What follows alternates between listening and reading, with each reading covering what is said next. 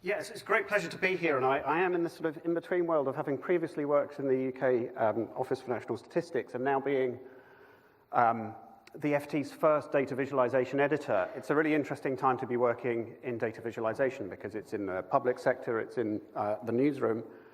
And in fact, the interesting thing with data visualization is it's kind of seen as, at the moment, it's very fashionable. It seems to be sort of the nexus of art, technology, and science. That seems like a really interesting and cool place to be. But let's just try and unpack that a little bit. I love the title of the session. I think it's the right thing to do to critique it. Well, you shouldn't necessarily accept that this is a good thing, because art, to borrow Brian Eno's description of art, is everything that we don't need to do. So we need to move, but we don't necessarily have to do the lambada. Technology is, to borrow another definition, things that don't work properly yet.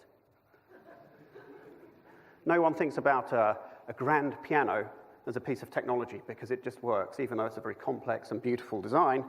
And then when we look at science, of course we know that people are fed up of experts.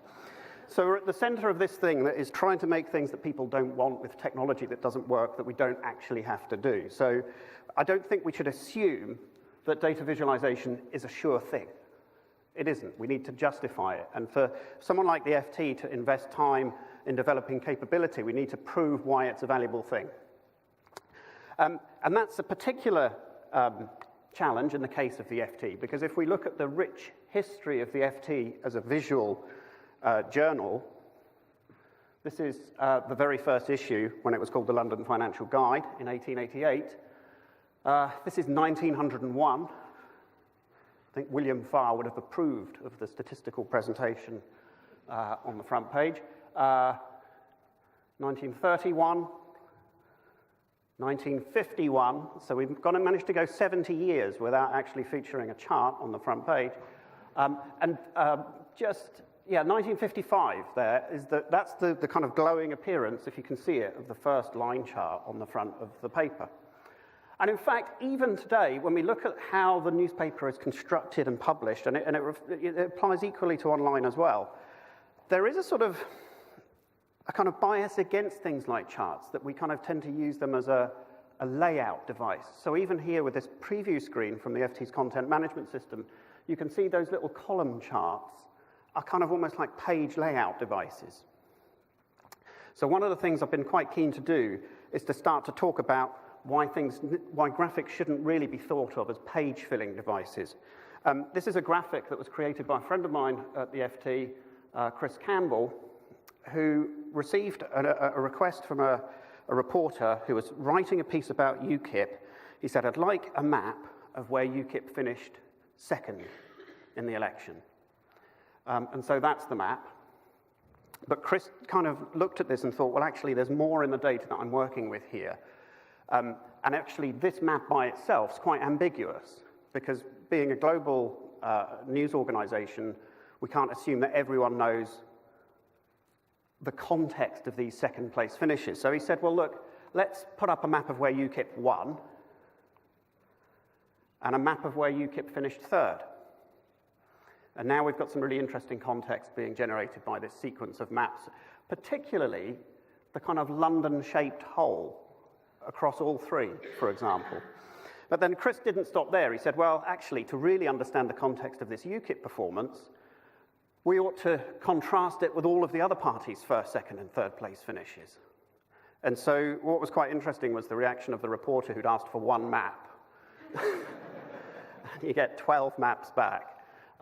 But what's beautiful about that is we actually think that's more important than the words in this particular story. And so the page layout, particularly for the printed paper here, was adapted because the visual was carrying so much both narrative and exploratory power. So one of the things I've been trying to do in the last year at the FT is to try and educate the newsroom about how we should be using data visualization as part of our business. And to do that, I haven't been teaching everyone how to make charts. I've been trying to teach people how to spot good ones and bad ones and to try and recognize the role of graphics in our reporting. And I use this example quite a lot in the first year, which is some work that I did for UNESCO a couple of years ago, where they said, you know, we want you to review the charts in this publication of ours and tell us what we could be doing better. And I chose this example at the FT because this sort of thing's very often the input into our reporting. The reporter will pick up a report from an organization like this, go through the 40-page PDF release or whatever it might be, and then try and articulate that into a story for our audience. And it's full of charts that look like this. And I think when UNESCO first approached me and said, you know, these are a bit boring, can you make them more interesting? They were thinking maybe that I could apply a little bit of the Nigel Holmes treatment to this, to jazz it up. But in fact, the story with this data, this is about equality of access to education, primary education in Asia Pacific. I said, well, actually, this is really interesting data, but you're doing your best to completely hide it. The real story in this data is, well, the first thing that we could do is kind of remove the need for a chiropractic adjustment to read it. And to realize that the numbers here, this gender parity index, has been charted using their software in default mode. Actually, this data set is all about deviation from that value of 1, because 1 is the line of equality. So if we take the bars away and bring them back anchored to equality, now we've got some data starting to show us the direction of travel of this data. And we tell people what that line means. It's our line of equality, and what it means to be going in either direction. Bit difficult to tell on this projector display, but there's a shaded area on the chart, which was previously unlabeled, but it is actually the policy target. So that's quite an important thing to bring back. We can redo the titles so we tell people what we're looking at. So it's, you know, if you're really interested that this is the gender parity index of the adjusted net intake rate, provide it, but tell people much more upfront, what is this chart showing me? Then we can highlight the countries that are not meeting the policy target and tell people what it means. That annotation layer makes an important part of any good sort of data visualization, that combination of geometry and text. And so when I've sort of gone through this process at the FT, I've sort of said, actually, this has got some fairly profound consequences for how you use charts in reporting. The first one for me, because we have this phrase at the FT of text plus, which is, you know, the editor's attempt to describe digital journalism, that actually the relationship between the text and the chart changes. Because in this reworked version of the chart, I think it does such a good job of showing you what and how much that your text could then focus on why. So what? You know, the actual onward reasoning. Whereas the original doesn't really do anything in a standalone way, and so your text is likely to have to be longer and try to cover more. The other thing is, I'd like to start with that on the first page of a report rather than on page 10, because I think it's almost like the perfect introduction to what we're looking at. It's self-contained, so then that makes it very useful for social media, which is an important thing for news organizations these days. And actually, if you do the good ones well, you probably might end up making fewer charts, but better ones. So we've been trying to say to people, the successful application of visualization in storytelling is all about articulating a purpose for the chart. My good friend Ed Smyers-Hennessy, who runs the RSS Presenting Data courses, always has this great piece of advice about write down what you are trying to show before you go away and make your graphic, because that's the way that you measure whether or not you've met your goal.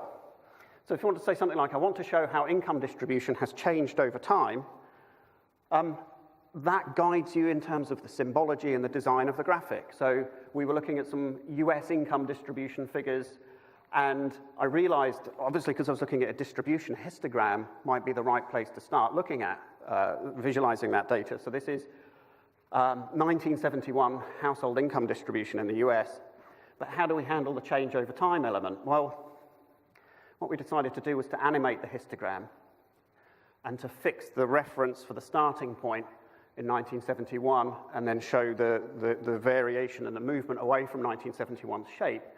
And it generated quite a kind of startling image for people, to the point that we actually again drove that chart very prominently into the story we were writing about it. And then for print, obviously I proposed we could do a flip the pages animation, but that wasn't going to work. We had to come up with an alternative treatment for newsprint, which was we film stripped the animation for print. What was quite nice about it is that the chart took on a life of its own. The LA Times decided to write their own article about my chart, which kind of felt nice in a sort of way. It was kind of a nice thing for them to do. But because they did that, it then appeared on Bernie Sanders' Facebook page.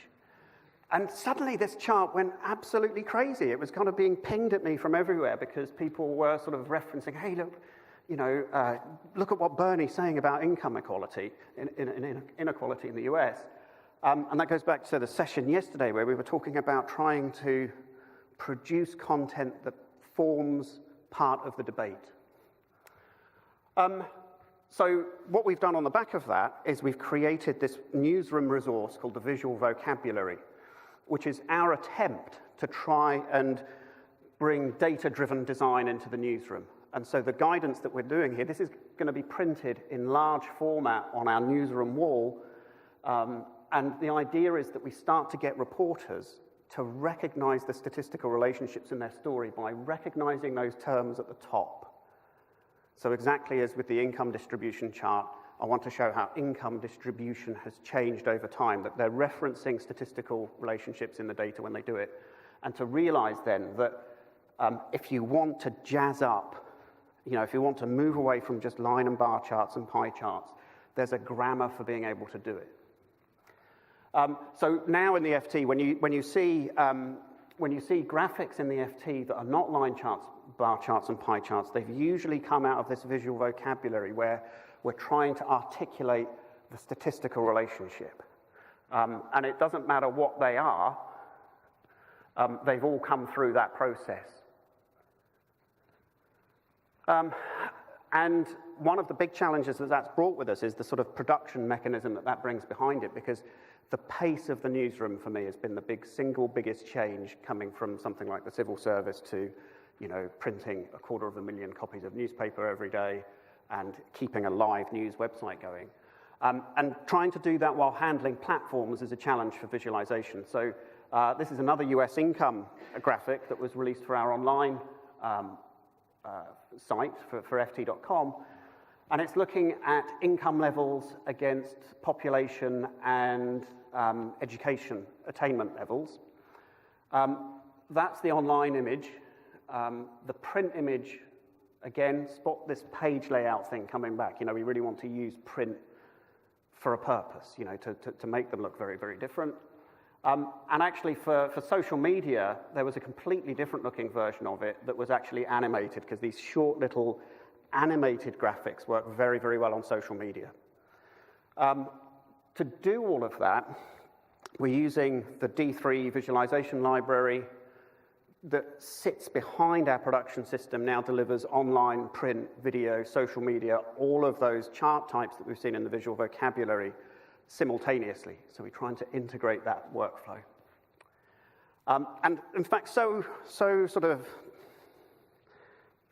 of annoying have I been in the newsroom that they said to me, right, Alan, just stop telling us all the time. Like tell our readers, turn this into like a monthly feature in the FT. So a lot of the sort of thinking behind what we're doing with visualization now, we're articulating in our Chart Doctor articles, which you can read in the FT work and careers section, because we said a lot of what we're doing here is the sort of thing that actually people elsewhere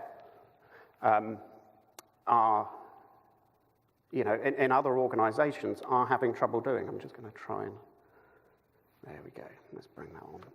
So there's this Chart Doctor series. If you're interested in kind of the challenges of bringing visualization into a mainstream audience, we're articulating some of it in these Chart Doctor articles. And then to go back to the fundamental question about, are we justifying ourselves? Does data visualization work for a news organization? This chart here, this scatter plot by John Byrne Murdoch, visualizing one of the interesting stories, the kind of paradoxes of the Brexit referendum. Well, do you know what? We always talk about, can people read scatter plots? We've published nearly 25,000 tweets this year. That's the most shared out of all of them. It's a scatter plot. So we're genuinely getting this sense now that if we challenge our readers with interesting stories that are articulated visually, visualization will hold its own place in the newsroom. Thank you.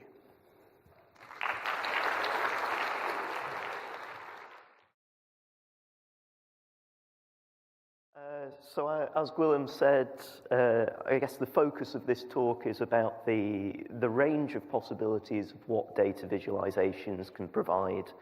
And I guess if there's one message, it's about horses for courses, that it's not just a single thing, it's not just a single product, it's a range of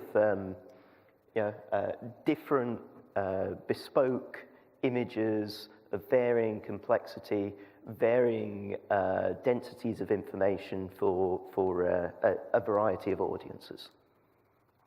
So I'm going to start by trying to pin down a definition of what is a data visualization. And then I'm going to talk about how they build on human strengths and our capacity to intuit and to make sense of things very quickly. Then I'm going to give some examples of of data visualizations and talk about the complementary relationship between data visualization and statistical modeling. So there are some various definitions of what data visualizations are. The one I'm using is called a grammar of graphics definition. And one of the main reasons, or the advantages I see of this is that it says that this, so what I've got here is the notes that I drew up when I was thinking about this presentation, thinking through this presentation. So you can see there's a lot of text, but there's also some lines, and there are various ways of demonstrating that I'm thinking about kind of linkages between certain concepts and items, and I'm representing that visually. These are not that is not a data visualization. I think an advantage of the grammar of graphics definition of what it is that it explains why. So grammar of graphics, introduced by the statistician Leland Wilkinson, but then popularized a lot more in this package ggplot2 by Hadley Wickham. And in some ways it's this kind of Wickhamese interpretation of what Wilkinson was arguing that's become predominant. So the basic idea is a data visualization typically includes one or more of what might be called a support layer, a data layer, and one or more annotation layers. Now, of these three, the necessary but not always sufficient condition for a for a visualization being a data visualization is that it has this data layer. Now, what a data layer is a set of consistently applied mapping rules for going from a variable in a data set to some kind of graphical attribute or feature. So as an example, here's a plot from this article from quite a few years ago, which I thought had quite a striking pattern that it was suggesting. So you've got proportion with health needs, proportion of the population with providing healthcare, and within that, it actually involves, although there are obviously two pieces of information in there, there are actually four pieces of information that are being mapped on to difficult graphical aesthetics. So the way of thinking about what the data layer is, you can do a kind of information visualization of this mapping rule component of a data visualization, and you're saying that I am joining this data variable the percentage of the population providing healthcare to the vertical axis. I'm drawing into this. I'm letting the size of these bubbles be dictated to, be dependent on the size of the aerial unit. And we've also got, you see, you've got dark and light. So, there are just two shades, so there's a kind of factor there. The color or the shade of the bubble is determined by that. So you've actually got 4 dimensions of data within this image. And again, just returning to this, you can look at the different components that go into this image and start to split them into these different layers. So you've got the data layer is that part, which is the result of the consistent application of the mapping rules. You've got the support layer, so all of this information about where the tick marks are, oh, that's 15 rather than 5 or 7, and so on. And you've also got what I'm calling the annotation layer, which in this case is just this correlation value. But you can see in these in the visualizations that Alan showed, for instance, quite a lot of public-facing data visualizations have quite a lot more in terms of this annotation layer. The benefits of data visualization, as I was saying, they are about playing to human strengths rather than human weaknesses. And there was this little exchange in Through the Looking Glass, written by a very imaginative mathematician. It was about this exchange between the White Queen and Alice, where the White Queen asks, "Can you do addition? What's 1 and 1 and 1 and 1 and 1 and 1 and 1 and 1 and 1? I don't know, I lost count."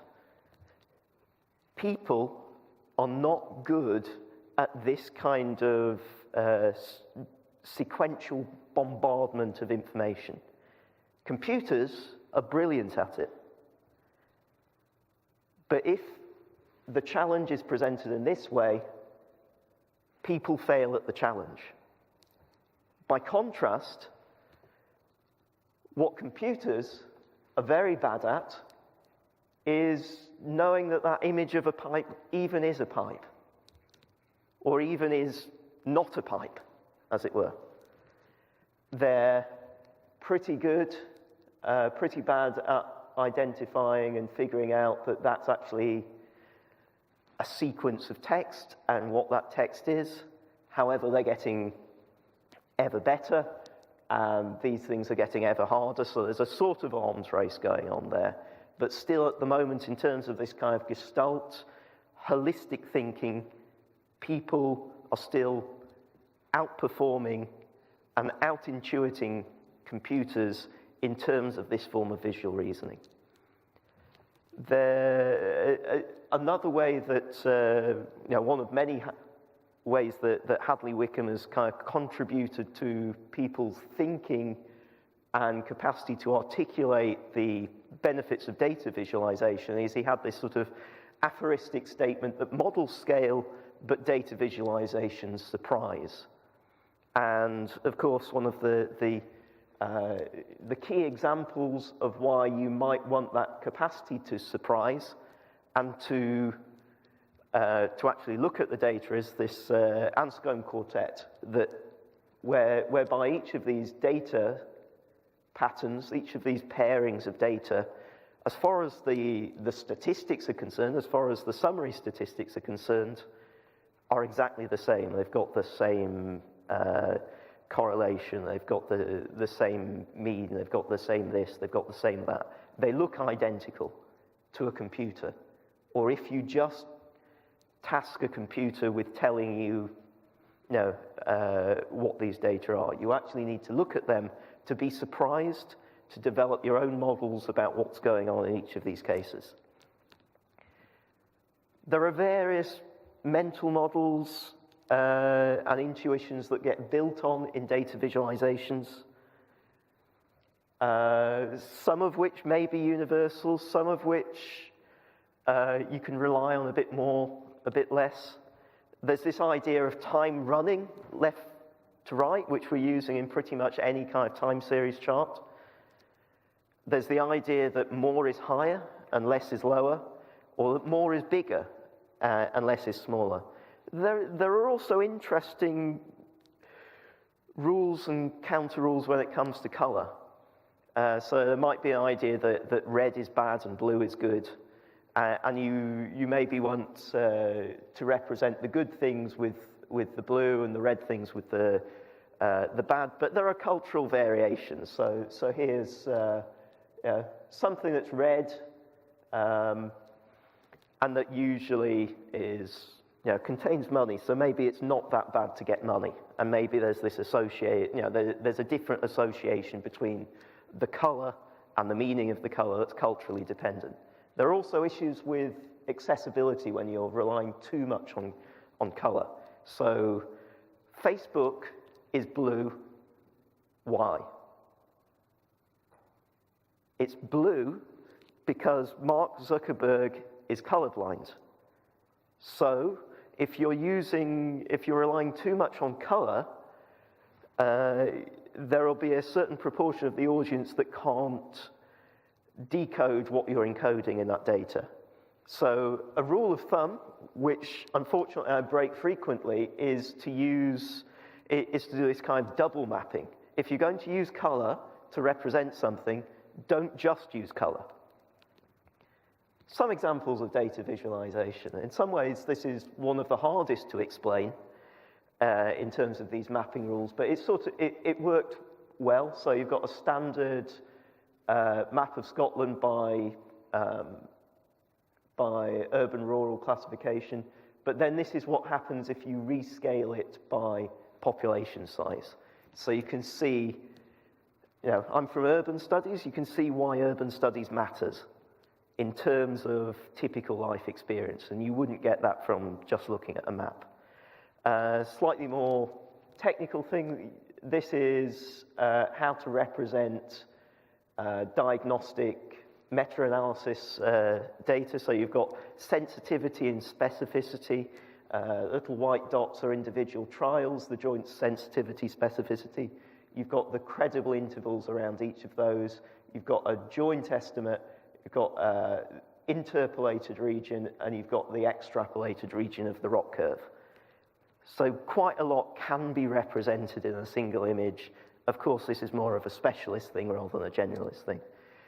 Another example, decentralization of poverty. This made it into a blog in the conversation. So again, it's just, you've got different scales. But in this case, I'm arguing that's okay because we're arguing that, we wanted to argue that there's this more general process that's taken place in each case. However, we've also got a secondary source for people who've read the blog and want to know more, where we've got the dissimilarity index, and we've got another measure, and we've got a credible interval around that. And these are violin plots, so you've got the full distribution of uncertainty in each year, as well as the variation over time. This is based on something that Simon Wren-Lewis has done in mainly macro. I think what I've done is a little bit prettier. So this is GDP per capita, and this is the long-term trend. It's almost perfect, up to 2008. And then something happened, and you can see that gap growing up. Again, breaking my rule about use of color. These are political parties, and this is share of the vote by age, and this gray is not voting. So I think there is something, when I saw that, to be said about the benefits of non-voter engagement. How if they were an electoral bloc, they would be an incredibly important one. My special interest is treating age and time and visualizing it as if they were maps. So here's an example of that. You've got a topographic map of space where you're using color, contours to represent varying height. You can do something similar when it comes to mortality or population size or fertility over both year and age. So this is taking the same metaphor of a map, but instead of having latitudes and longitudes, you've got relative time, i.e. people's age, and absolute time. You can go a bit further than this. You can print out these statistical surfaces. This is something I've done. I've got the data all available on GitHub, the STL files. I've got this particular data cube here. This isn't something that you can make sense of in a few seconds, but that rewards thinking about and looking at and becoming familiarized with over a period of time. In terms of this, you've got the age period cohort effect. So this is an ongoing debate in terms of health sciences and demography. And it's basically it's basically a kind of statistical version of this, where you've got the data, and there are different mutually exclusive, mutually intelligible, mutually exclusive but equally intelligible ways of resolving that, of making sense of it.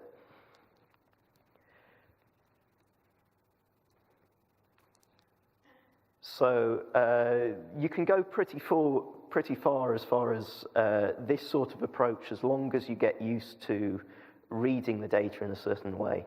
So, for instance, if you do a heat map, age and year, you've got different races here.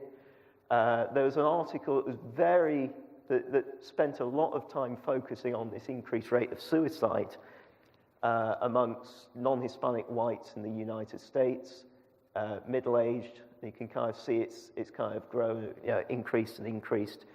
But because they relied on quite simple data visualizations, they missed this fall in vehicle-related mortality at younger ages, which dropped very sharply after 2008.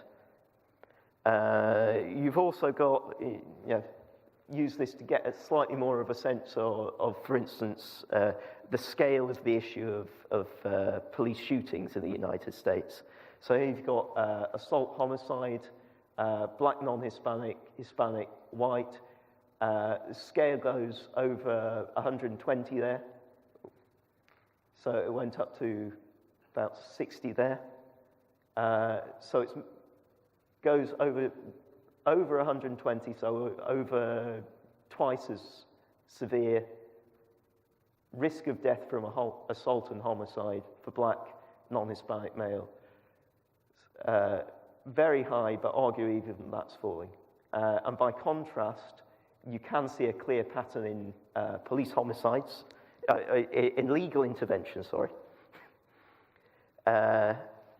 But it's a much smaller scale, and if anything, it's much more, there's perhaps more of a racial equity in terms of this form of mortality than death through assault and homicide. So, as I said, different horses for different courses. There's an implicit assumption that any data visualization should be interpretable in a matter of seconds. I think for certain forms of data visualization that doesn't work, just as you shouldn't compare a road sign with war and peace in terms of which is better. They've got different functions. I think something similar happens with different forms of data visualization. So thank you.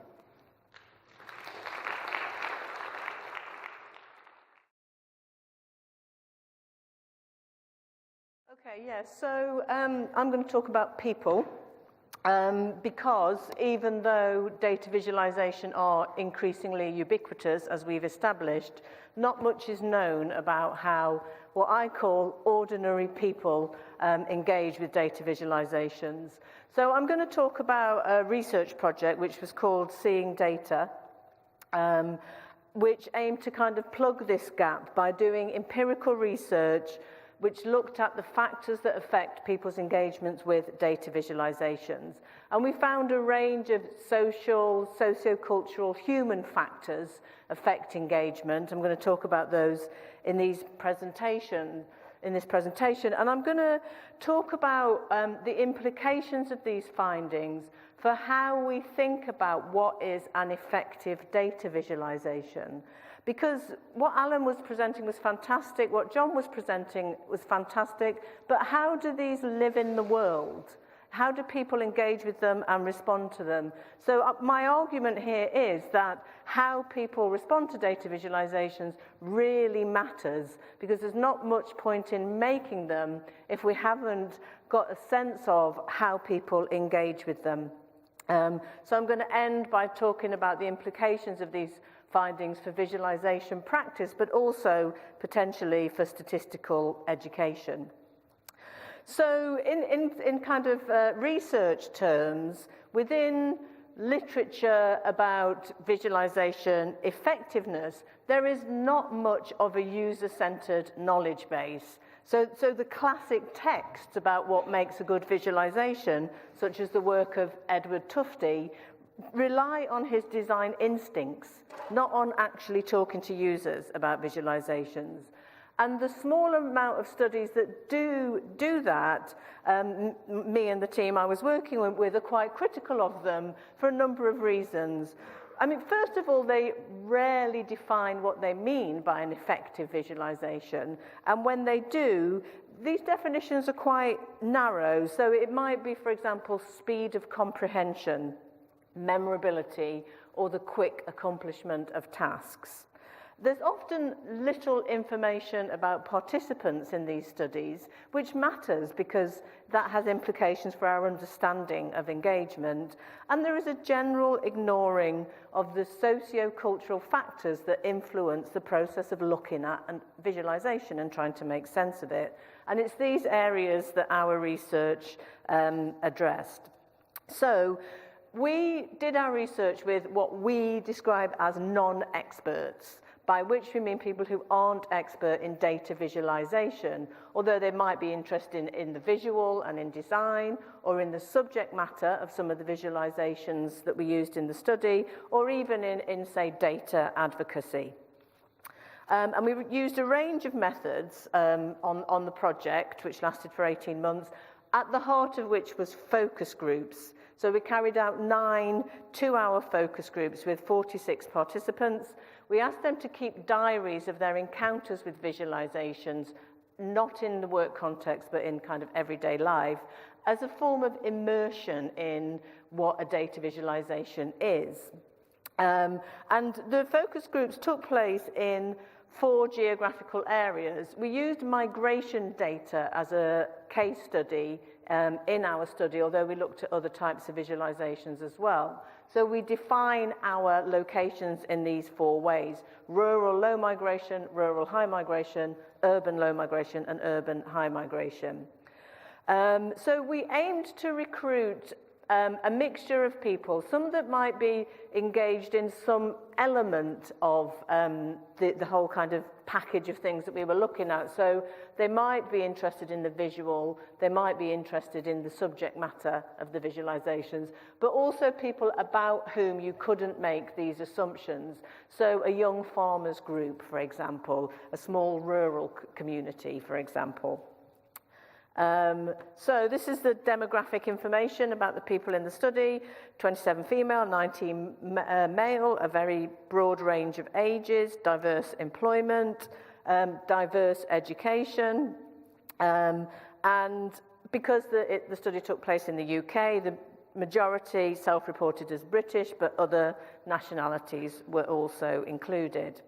Now, we chose to get people to look at these visualizations after what I could describe as about 1 million hours of debate in the team. There were 4 of us in the team about which visualizations to include. And clearly this has implications for our findings.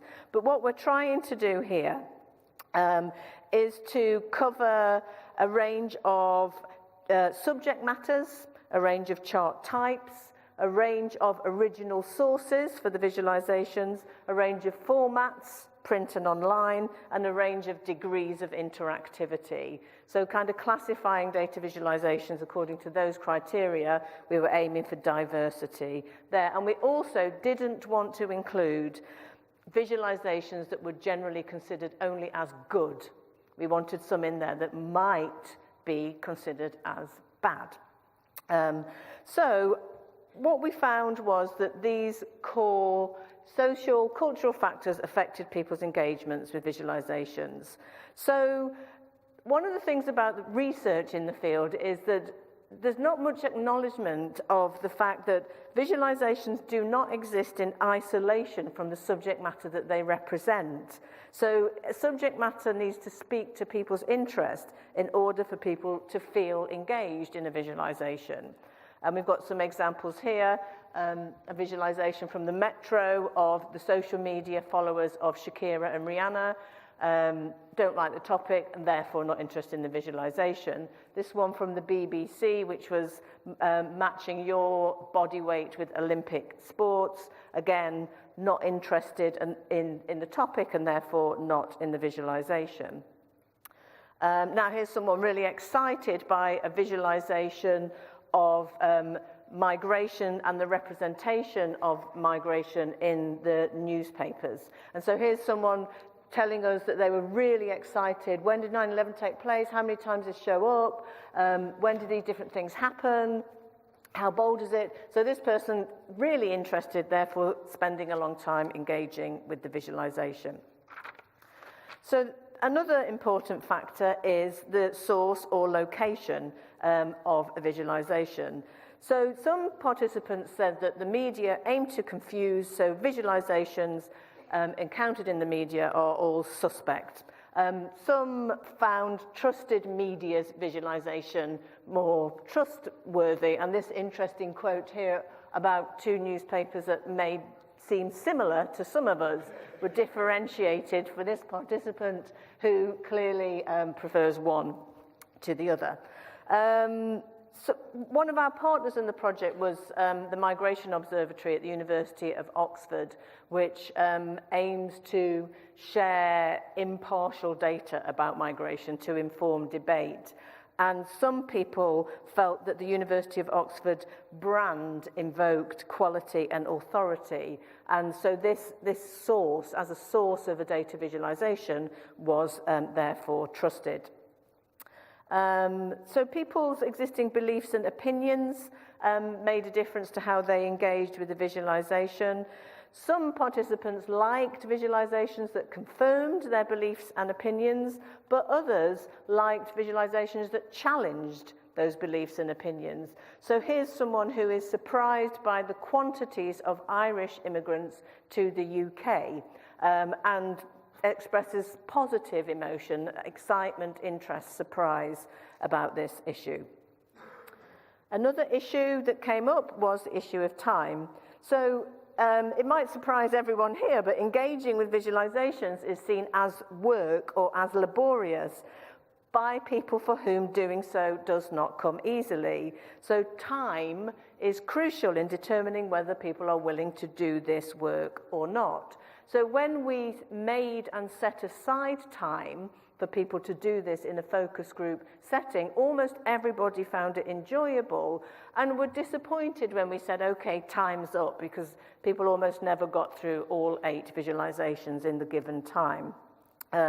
So here's a participant who we call Manini. She's a working mum, and she said that her combined paid and domestic labour was so tiring that when she finished her working day, she didn't want to look at the news on TV or elsewhere, and that included looking at visualizations. It felt like more work to her. So, you know, as an aside, time to look at and engage with visualizations is a gendered issue, which we argue elsewhere. So, a really important issue, some people lacked confidence in their statistical skills because they didn't know how to read particular chart types, which comes back to the can people read a scatter plot question that Alan mentioned. Many doubted their graphicacy skills, so that's the combined statistical and visual capacities required to interpret visualizations. Others didn't have the language skills. They weren't native English speakers. And some felt that critical thinking skills were important to making sense of a visualization, such as asking what had been left out or what point of view had been prioritized. And you can see some quotes here where people are kind of expressing doubt in their own skills and ability or acknowledging the types of skills that are needed to make sense of data visualizations. So our final factor was around emotions, and this was a really strong theme, a sort of dominant finding throughout our research. The data is replete with examples of participants expressing strong feelings about a range of things. So, for example, about visualizations in general, it has to tell a story and create an emotional response. About their first impressions of a visualization, or about the visual aspects of a visualization. So here is one that we used, which is a visualization of the ebb and flow of box office receipts from the New York Times, which polarized participants. Some didn't like it at all, both in terms of the visual aspects and as a first impression, and others were really intrigued and wanted to find out more. So other things that people expressed emotions about were the data itself.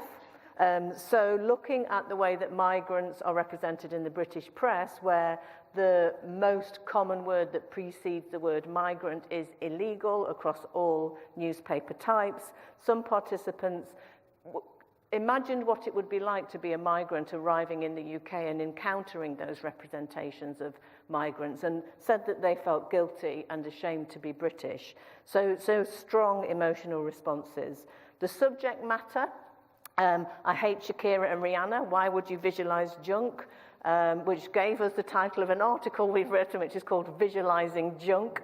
So that thanks to that participant. And also the source, media, location, I've already talked about that. And also in terms of remembering, so we asked some participants in the focus groups to keep a long diary for a month and then talk to us in an interview about it. And when we asked them if they could remember any of the data from the focus groups, no one could remember specific, accurate numbers, but they could remember how they felt about particular data. So I want to come back now to this issue of what does all of this mean for how we think about whether a visualization is effective or not. So I've already said that existing definitions within sort of scholarly literature talk about things like speed of comprehension, speed of task completion, memorability. But what we want to suggest is that our research suggests that we should mobilize broader understandings of what makes a visualization effective. It needs to take into account the fact that people don't always look at a visualization with the aim of speedily accessing information and remembering it for a long time. Visualizations in the media are targeted at non-specialists, and they all need to persuade and attract people, but they're aiming to do different things, as we've heard from Alan and from John. They might stimulate particular emotions, they might inspire people to look longer and deeper into a subject, they might provoke interest, they might do the opposite. So from our research, we have come up with we've kind of extracted a list of possible definitions of an effective visualization. This is just half of the list. So provoking questions or a desire to engage in discussion with others, we might call that effective. Creating empathy for other humans, we might call that effective. Generating curiosity, reinforcing or backing up existing knowledge, provoking surprise, persuading or changing minds, people learning something new, or acquiring new confidence in their own ability to read visualizations or engage with data. Finding data useful for one's own purposes, enabling informed or critical engagement, enjoying it, enjoying the visual, having a good experience, or having a strong emotion. So these definitions are clearly distinct from those that emphasize speedy and accurate information extraction. They're context-specific. So what constitutes effectiveness is fluid. No single definition will apply across all engagements with visualizations. So we then understand the factors that affect engagement that I've talked about as dimensions of effectiveness. They carry different weighting in relation to different visualizations in different contexts. And I think what's important is that many of these lie outside of the control of the data visualizer. They relate to the consuming, not the producing of a data visualization. So what this means is that whether a visualization is effective depends in large part on how, by whom and where a visualization is encountered. And we're, in the research team, we're acutely aware that this is not as helpful to data visualizers as a do these 5 things and your visualization will be effective checklist would be. But nonetheless, this is what we found, and we think it's vital that people making visualizations kind of engage with this really quite messy social, cultural context in which people are engaging with visualizations. And also, just as my final point is to say that our research also, I think, raises questions about how people learn to relate to data, either through formal mathematical education or more informal cultural practices. We found people relating to statistics emotionally as well as cognitively and rationally. And we think that this suggests that we might need to rethink approaches to statistical education and consider what softer arts-based approaches might contribute to developing skills for feeling confident with data. And this is an important question because as long as people don't feel they have the right skills to make sense of data visualizations, participating in our increasingly data-driven world, will be unequal. And this has troubling implications for citizenship and for democracy. And that's the end. I actually came to this session by mistake because the room was changed, but actually I'm very glad I did. These are 3 excellent talks. I have a general question, but I think it's specifically aimed at our last speaker. And in terms of the point that the people who make visualizations and statisticians like us, how much do we know how people actually respond to them? Now, Professor Kennedy, you talked about the emotional and engagement response to the visualizations. But my question is, how much has been studied about the actual information transmission to non-professionals in terms of different kinds of visualizations, like in terms of colors or images, like circles for showing size opposed to bars, different placements on the page. Have there been experiments done, or where people are shown the same information, perhaps in different visualizations, and then they're questioned about them afterwards to see how accurate was the content interpretation they got from visualization? In other words, was what we're trying to communicate in visualization actually received by our target audience? Thank you. Great question. For you, Helen. Okay, well, you might also know, I've got this one on, so can you hear me? Can you hear me? Yeah. So, as far as I'm aware, there have been some studies of things like visual arrangement of a visualization or the inclusion of particular visual elements. There haven't been loads. They're often very small scale. Often it will be 5 or 6 of your own postgraduate students who are the subjects. Occasionally they're large scale. So there was one study that used Amazon Mechanical Turk to crowdsource participants. And yeah, so there are a few studies. I'm not sure that there's anything kind of groundbreaking to report from what they have found. And my interest is really in the what about everything else? What about the social world, the context, the subject matter, and all of those things? So I would say a handful of studies. There is a journal called Information Visualization, and then there's also the IEEE proceedings, which focuses on visualization as well. But others might know more about studies that have been done. John and Alan. So, I mean, I think it's really interesting that there's a guy in the 60s called Jacques Bertin who wrote this epic tome, Semiologie Graphique, which is an attempt to try and articulate the different methods for encoding data. That still is a reference point for a lot of people in visualization now. In the 80s, Jock McKinley at Xerox PARC did some work looking at, well, is color more effective than a circle or a dot or a position on an axis? And that's still quite valid research, I think, because I think he kind of mapped it out according to the type of data you're looking at, you know, quantitative, qualitative, and that actually the effectiveness of different visual methods of presentation varies according to the type of data. But I think that whole arc of research kind of reflected what was going on with visualization at that period, that it was like purely a geometric construct, you know, that it was about like what shape and form do I give this data. I think the thing that's really interesting about the research that Helen's touched on is that when you start talking about the annotation layer and when you start talking about the sort of emotional element of reading visualization, that's something that is, to my mind, completely underdeveloped in the literature, which is why the Seeing Data project was very, very interesting. Okay, on to our next question.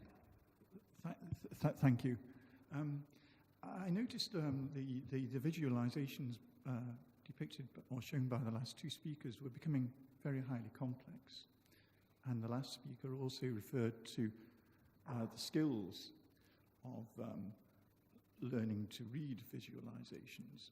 I wonder if there is, in fact, some people have just, or that maybe akin to dyslexia, maybe even related to dyslexia, a lack of ability for people to process all this information, and that by making these visualizations more complex, you are actually also excluding segments of your audience from being able to understand the message, whereas to me visualization should surely have as broad appeal to as many people as possible. It's not unlike the whole issue that the second speaker discussed in terms of colour, and I wonder if we need to focus more on people's ability to process these images so we don't exclude them. So, any thoughts on the kind of cognitive ability to process these data? Any comments from?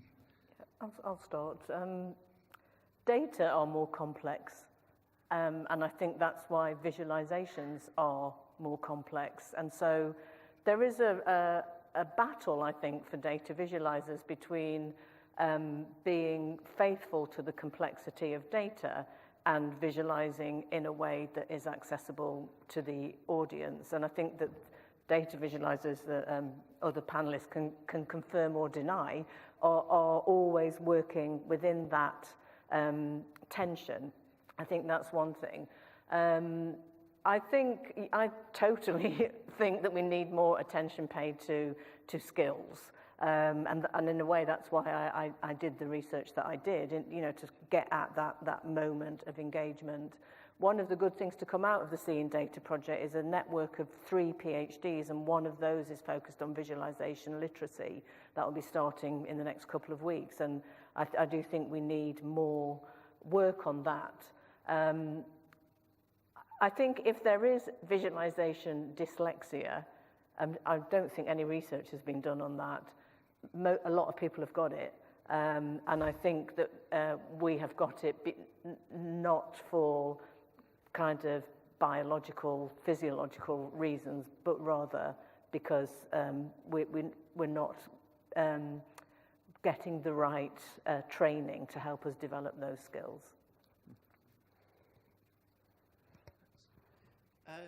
I have a biased hunch when it comes to this relationship with dyslexia in particular, that there may be a relationship, but it may be in the other direction. It may be that it's those same if you think of the typical signals of it, of things not coming in the right order, so a sort of deficit with kind of sequential processing, you could almost see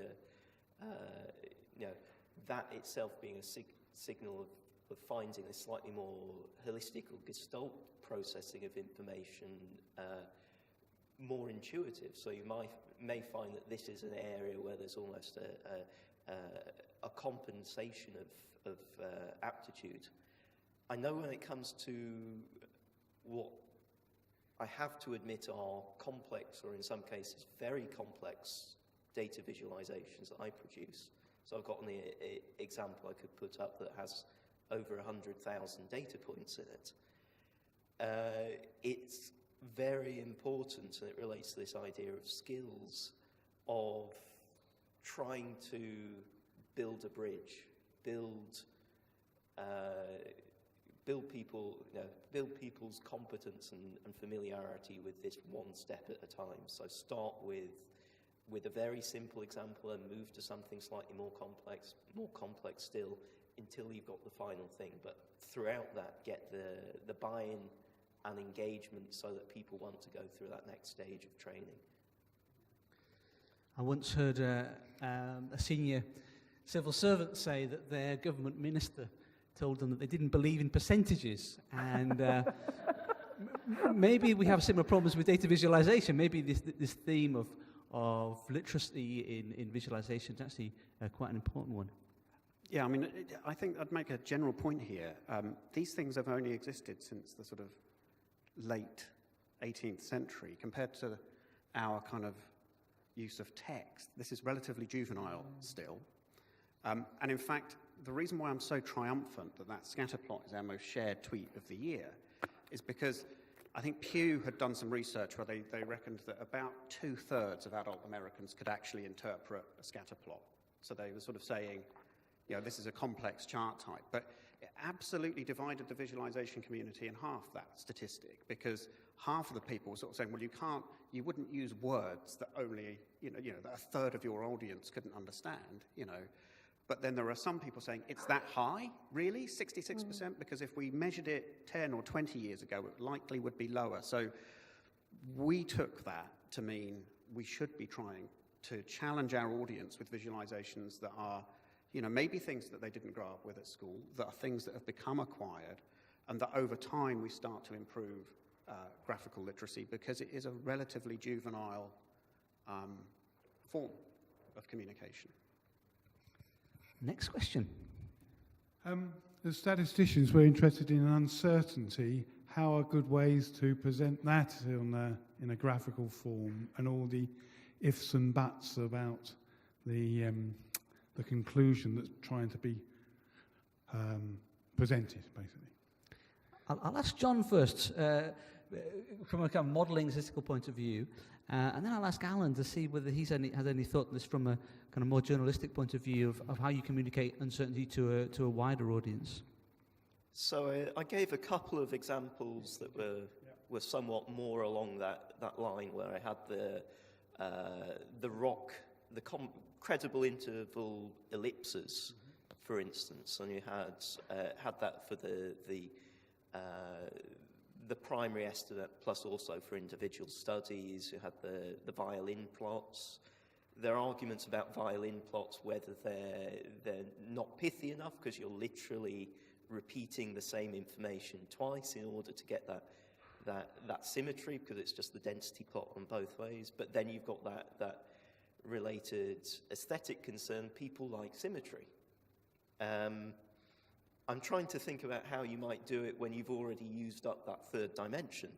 So in the Lexis surfaces, I guess one thing you could do is you could visualize, you could make this have motion, so it would be a sea of values that kind of wobbles upwards and downwards in a way that represents the degree of uncertainty about the point estimate.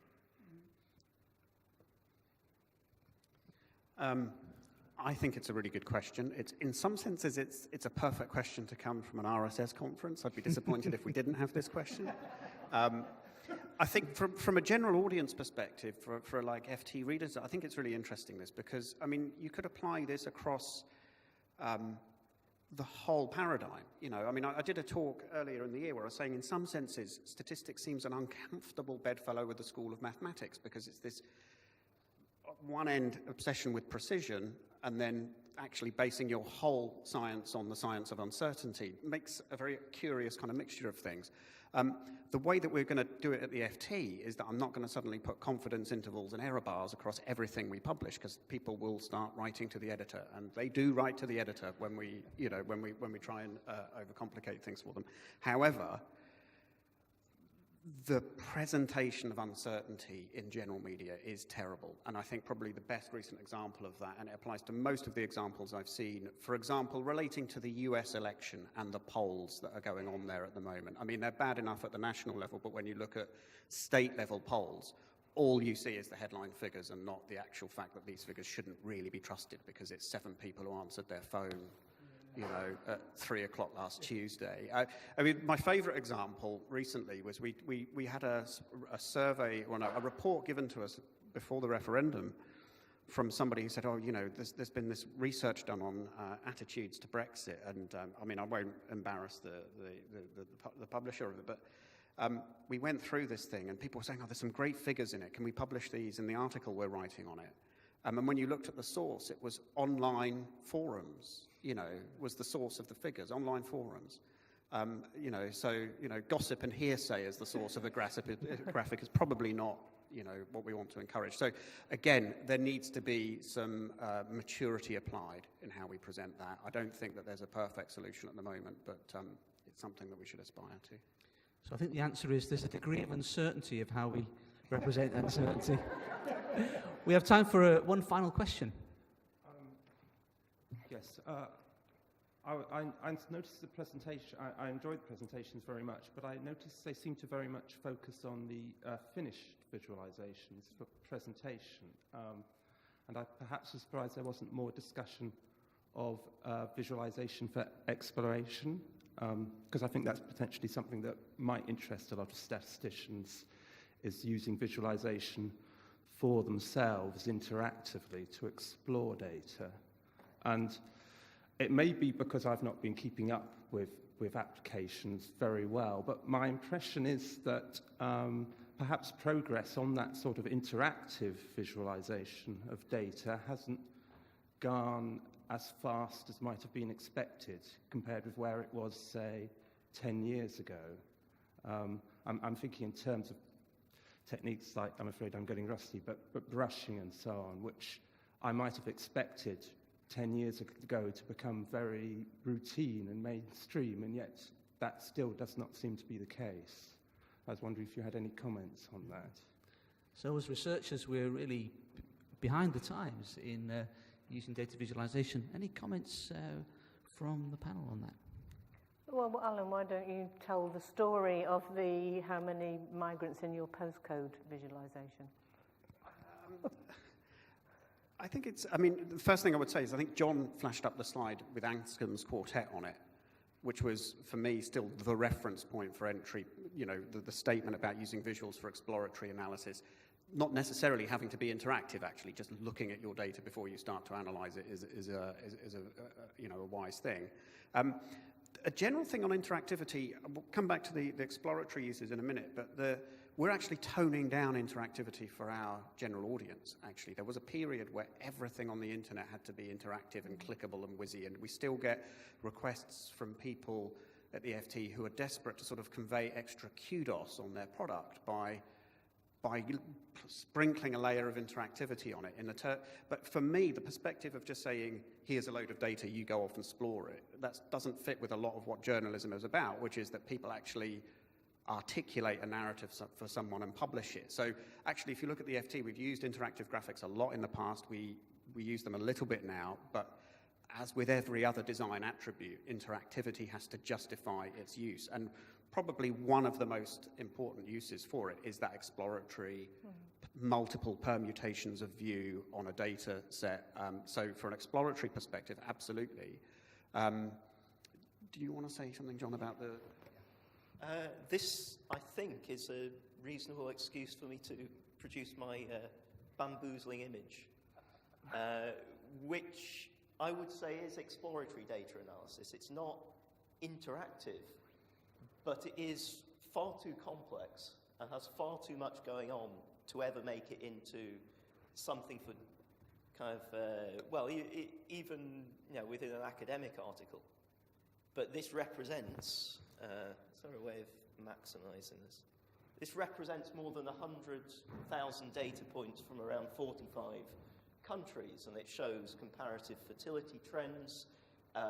It's organised from highest to lowest fertility. It highlights which countries have replacement fertility, their trajectories away from it. There's a huge amount going on there.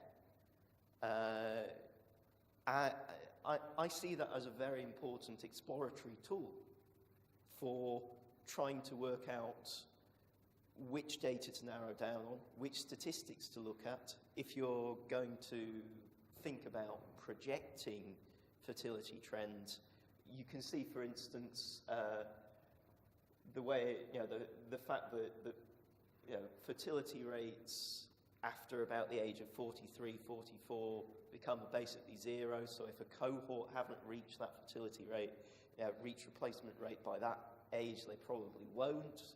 That can kind of feed into your kind of statistical thinking.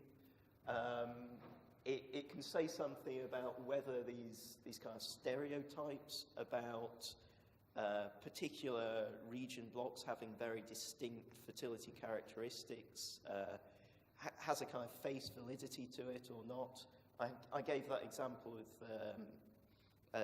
homicide, liver disease, legal intervention deaths, and that surprised me. That changed the way I thought about the comparative importance of these different issues. The fact that young African American men have slightly more than twice the rate of dying through assault and homicide than vehicle-related deaths, that changed the way I thought about the world. But I only got that because I created these exploratory visualizations for my own consumption. Well, I think that brings us to the end of our session, and just want to thank the speakers once again for 3 excellent presentations. So please join me in thanking them.